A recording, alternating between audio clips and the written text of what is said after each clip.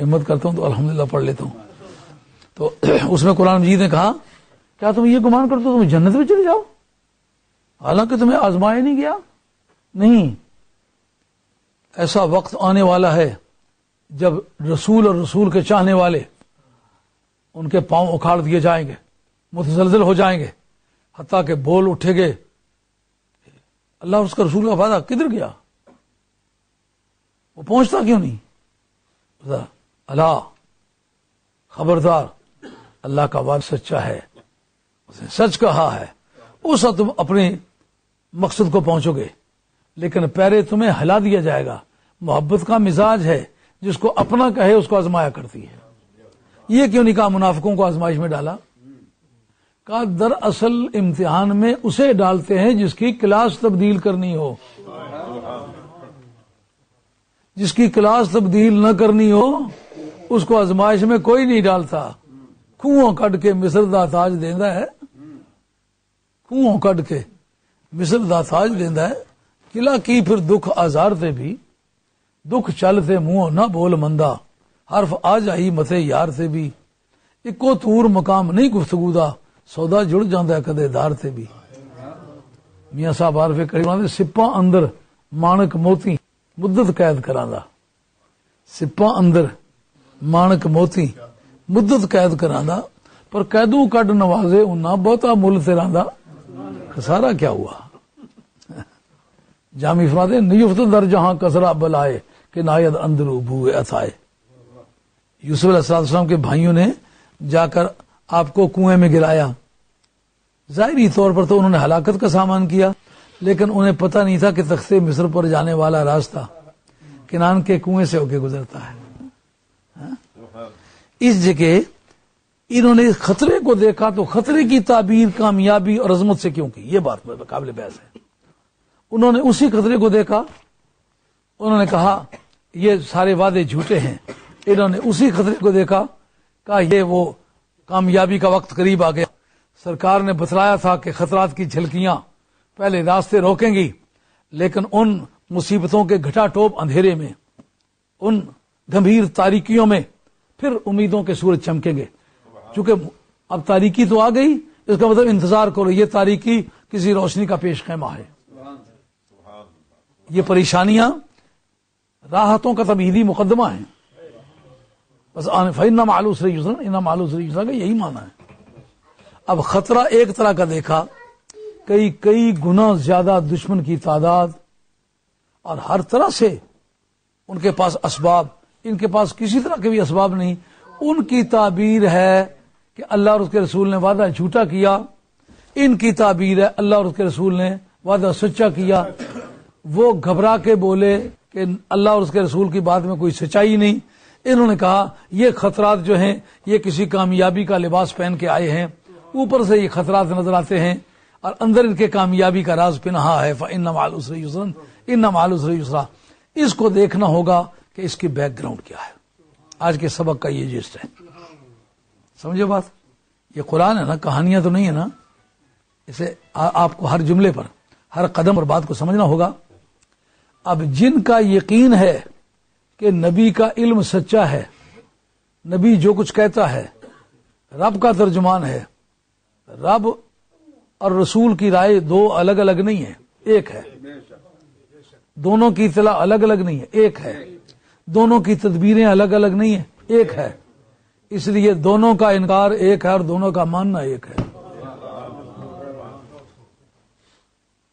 خطرے کو کامیابی سے تعبیر کرنا یہ مزاج کس کا ہے؟ فالگو کا یہ مزاج ہے؟ ہرگز نہیں. کسی کاہن کا مزاج ہے؟ نہیں. کسی حسابی کا مزاج ہے؟ نہیں. کسی سیاسی کا مزاج ہے؟ نہیں. کسی اور دانشور کا مزاج ہے؟ نہیں. کس کا مزاج ہے؟ عاشق رسول کا مزاج ہے. کیوں؟ وہ یقین رکھتا ہے جو بات منہ سے تمہارے نکلی وہ بات ہو کے رہی بات یہ میرا اندازہ اس کو نہیں مانتا کہ تیرے اندازے کو کس نے خدا تسلیم کیا ہے؟ تیرے اندازے کو کس نے رسول تسلیم کیا ہے؟ تیرے اندازے کو کائنات کی تدبیریں چلانے پر کس نے معمور کیا ہے؟ تمہارے اندازے تو ایسے ہیں کہ رسی کو سانپ سمجھ لیتا ہے. رات کی تاریکی میں بلی بھی دیکھے تھا کہ بھیڑیا آ گیا ہے. تمہارے اندازے کی تو کوئی قیمت نہیں ہے۔ اب دیکھنا یہ ہوگا کہ نبی پاک علیہ الصلوۃ والسلام کے غلاموں نے جو سرکار کے ارشادات پر عمل کیا، خطرے کو بھی کامیابی سمجھا، تو کیا یہ ان کی ذاتی تدابیر تھی، ان کا سیاسی تجربہ تھا، ان کی سوچوں بچاروں کا یہ نتیجہ تھا، یا محبوب کبریا کے علم پر کامل یقین ہونے کا یہ نتائج تھے؟ مثلا مسلم شریف کا حدیث ہے، حضرت انس رضی اللہ عنہ راوی ہے، بدر کی جنگ ہے، اگلے دن سرکار نے میدان کارزار میں موقع واردات کی کا ملاحظہ فرمایا اور اشارہ کیا، اس جگہ ابو جیل گرے گا اور مرے گا، اس جگہ ولید گرے گا اور مرے گا، اس جگہ عتبہ گرے گا اور مرے گا، اس جگہ بڑے بڑے چوٹی کے بھائیمان گریں گے اور مریں گے۔ اس وقت 313 صحابہ وہ ہیں کہ جو صحابہ میں پہلی کیٹیگری ہے وہ خلفائے راشدین کی ہے، دوسری عشرہ مبشرہ کی ہے، تیسری بدریوں کی ہے۔ کوئی صحابی بدری کسی مجلس میں آ جاتا، تمام صحابہ کھڑے ہو جاتے قیام تعظیمی کے طور پر، واللہ ھذا بدری، خدا کی قسم یہ بدری ہے، یعنی ایسے دکھوں میں، مشکل وقت میں، نا امیدیوں کے وقت میں سرکار کا ساتھ دیا ہے۔ صحابہ کی تعظیم نہ کرنا بڑے بد نصیبوں کا کام ہے۔ ایسے دکھ میں کون کسی کے کام آتا ہے؟ آپ نے چھوٹے موٹے معاملات میں نہیں دیکھ لیا، ایسے بھرتی کے آدمی رخصت ہو جاتے ہیں۔ مشکل میں سینہ تان کے مقابلہ کرنا سچے لوگوں کی عادت ہے۔ تو یہ صحابہ کرام کا وہ امتحان ہے کہ ساری دنیا نے دیکھا ہے۔ اب اس جگہ یہ دیکھ کے 313 صحابہ میں سے کسی ایک نے بھی یہ کہا، یا رسول اللہ یہ تو کل بات پیش آنے والی ہے، کل کا تو کسی کو پتہ ہی نہیں ہوتا۔ جو قرآن نے کہا نا کہ کسی نفس کو یہ پتہ نہیں کل کیا کرے گا، وہ دراصل رملیوں اور نجومیوں کی تردید میں، تفسیر نیشاپوری نے بڑی وضاحت کے ساتھ اس پر لکھا ہے، رملیوں اور نجومیوں کی تردید میں کہا، کیونکہ وہ دعویٰ کرتے تھے رمل کے ذریعے سے ہمیں پتہ ہے، کہانت کے ذریعے سے ہمیں پتہ ہے، نجوم کے ذریعے سے پتہ ہے کل کیا ہونے والا ہے۔ لیکن رب نے کہا یہ مسئلہ ہے غیب کا، غیب صرف اللہ کے پاس ہے، اس لیے پتہ اسی کو ہو سکتا ہے جس کا اللہ سے تعلق ہو۔ سمجھو، اس کی تردید یہ نہیں ہے کہ وہ نبیوں کو پتہ نہیں، کہا ان کے متعلق کہتا ہوں جن کا رب سے تعلق نہیں تو غیب جاننے کے دعوے دار ہیں۔ عالم الغیب فلا یظہر علی غیبہ احد الا من ارتضی من رسول، وہ کسی کو غیب نہیں بتاتا پر اپنے رسولوں میں سے جسے چاہے بتاتا ہے، تو وہ جو جانے گا وہ کیا ہوگا؟ اس کا نام غیب ہے نا۔ اب جناب اس پر اجماع صحابہ تسلیم ہوگا کہ نہیں ہوگا کہ نبی کریم علیہ السلام کے بارے میں یہ رائے رکھنا کہ کل کا پتہ نہیں، یہ سراسر غلط ہے، یہ تمام بدری صحابہ کی سوچ کے قطعاً خلاف ہے۔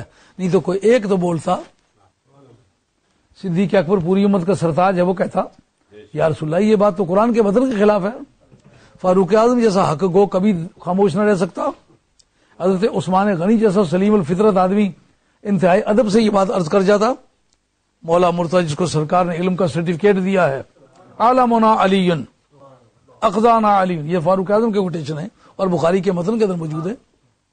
ہم سب میں چوٹی کا قانون دان حضرت حیدر کرار ہے، وہ تو کہہ جاتے قانونی بات ہے، کل کا پتہ ہے کہ نہیں، تو پھر بتائیے یا رسول اللہ یہ بات کس طرح صحیح ہو سکتی ہے؟ تو قرآن کی آیت کے خلاف ہے۔